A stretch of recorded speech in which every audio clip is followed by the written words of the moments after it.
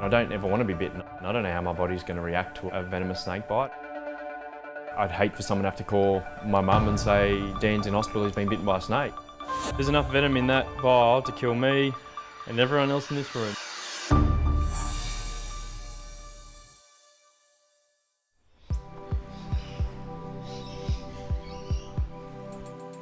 My passion for reptiles started at a very young age. Basically the moment I got my first pet reptile, which was a little blue-tongued skink called Bluey. I had him for about 20 years. Then I became obsessed with seeing reptiles out in the wild, but also keeping a few at home. I'm Dan Rumsey, the head reptile keeper at the Australian Reptile Park. As a kid, I grew up in the Steve Irwin era when he was on TV every single day. Everyone wanted to be the next Steve Irwin, of course I did as well. So as a kid, I couldn't wait to work in a zoo, work with reptiles, and I guess I followed in my biggest hero's footsteps to a degree, working every single day with reptiles. He's my favourite at the park.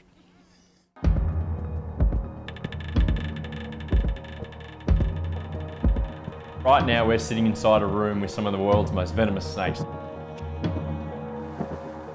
Inside the area that you're in right now, we've got 3 rooms and over 200 highly venomous snakes, so don't touch any enclosures. I might grab one out now and show you. If I was to be bitten by one of these snakes today, I would have to seek immediate medical attention. It could potentially be life-threatening. These snakes have highly toxic venom.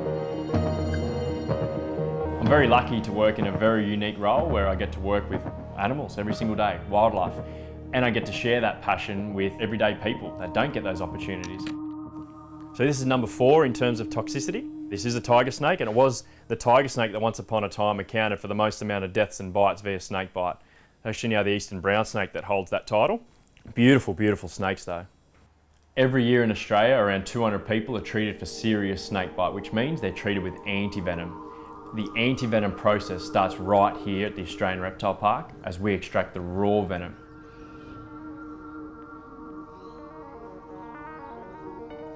So what we're going to do is restrain the snake behind the back of the head and then get the snake to bite onto a vial. So we use this soft pin pad, place the snake onto the pad, like that. Grab the snake behind the back of the head.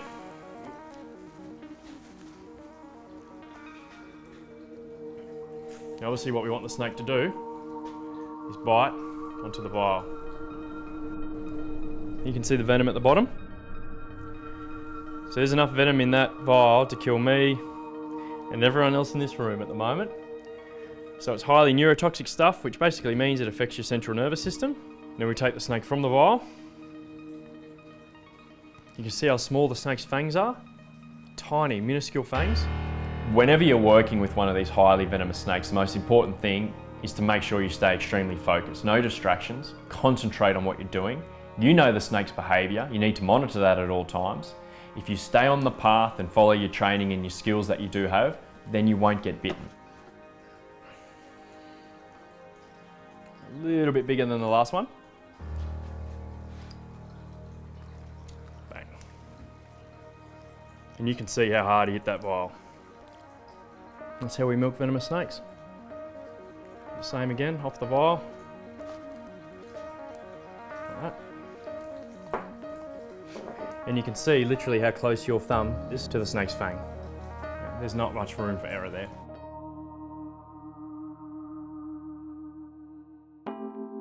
My name's Jake Menny. I'm one of the senior reptile keepers here at the park. Good mates with Dan, and fortunately we get to work together here at the park as well. Lucky you. A passion we share is reptiles, so we actually venture out quite a bit looking for wild reptiles. There's nothing better than seeing an animal in its natural setting, so we do spend quite a bit of time out in the roads, out in the bush. When we go out what we call herping, which is looking for a different reptile species, it could take nights, days, weeks. It all depends on your target species or the animals that you're looking for. Recently Dan and myself and a few other guys from here at the park went up into the Northern Territory to Coote. We were looking for a very specific snake species, a very rare snake called Noan pelly python. One of the largest snakes in Australia. They get 5 metres plus. It took us quite a few nights of failure, a lot of hard work, a lot of walking, a lot of heat and humidity.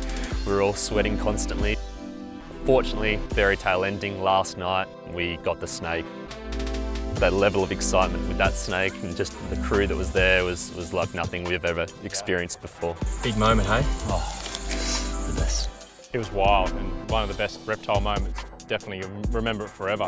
That's why we do it, I guess. That's what it's all about. That is just unbelievable.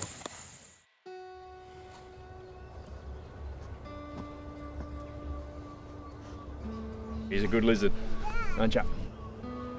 The most rewarding part of my job is being able to share the amazing wildlife that I get to work with the general public. Children in particular, they are the future of conservation. They are the ones that will hopefully save these animals that aren't doing too well in the wild. So being able to engage with them, hopefully teach them a little bit about what they're going to have to do to help save these animals in the wild. It's probably the biggest thing we've got to do over the next 50 to 100 years. Otherwise, a lot of these species will continue to disappear.